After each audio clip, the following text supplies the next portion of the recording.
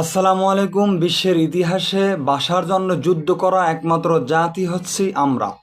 কিন্তু আমাদের দেশের সকল কিছু পরিচালিত হয় ইংরেজিতে। এটা খুবই দুঃখজনক বিষয়।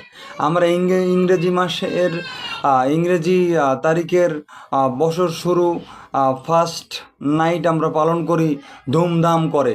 বাংলা নববর্ষ মোটামুটিভাবে আমরা পালন করি, কিন্তু আমাদের যে জান্নাতের বাসা, আমাদের রাসূল সাল্লাল্লাহু আলাইহি ওয়াসাল্লাম যে ভূমিতে জন্মগ্রহণ করছে সেখানের এবং কোরআনের ভাষা হচ্ছে আরবি। সেই আরবি মাস কবে শুরু হয়, আরবি বছর কবে শুরু হয় সেগুলো আমরা জানি না। অনেকেই জানি না আরবি দিন শুরু হয় কখন থেকে। মাগরিবের পর থেকে আরবি দিন শুরু হয় এবং আজকে আরবি মাসের আরবি বছরের প্রথম দিন প্রায় শেষ পর্যায়ে।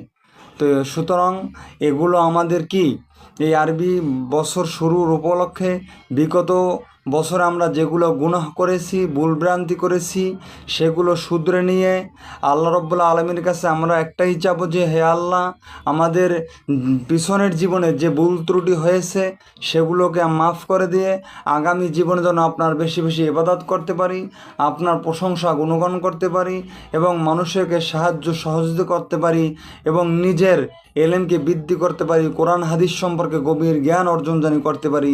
সেই আশা সেই চাওয়া বড় আল্লাহ রাব্বুল আলামিনের কাছে আমরা চাই।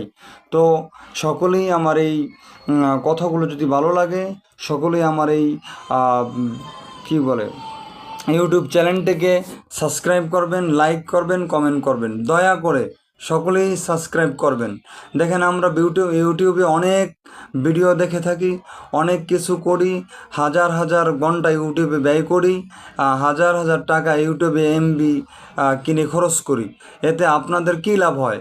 একটু মনের সান্ত্বনা, সময় কাটান। কিন্তু আপনি যদি একটা লাইক করেন, একটা কমেন্ট করেন, একটা সাবস্ক্রাইব করেন, এটা আমার জন্য যে রকমের লাভ হবে, আমি এই কোরআন হাদিসের কথা বলি, এটা আরেকজনের কাছে দ্রুত পৌঁছেই যাবে, আর একজন উপকৃত হবে। তাই সদগায়ে জারিয়া মনে করে ইনশাআল্লাহ লাইক, কমেন্ট, শেয়ার এবং সাবস্ক্রাইব করবেন।